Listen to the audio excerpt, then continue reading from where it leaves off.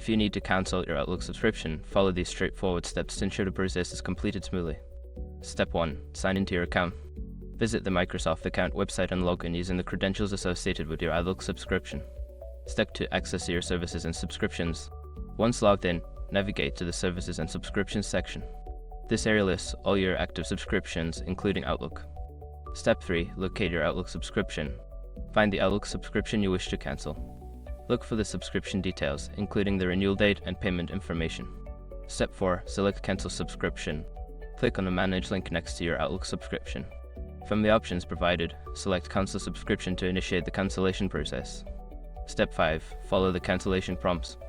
Follow the on-screen instructions to complete the cancellation. You may be asked to provide feedback or confirm your decision before the subscription is officially cancelled.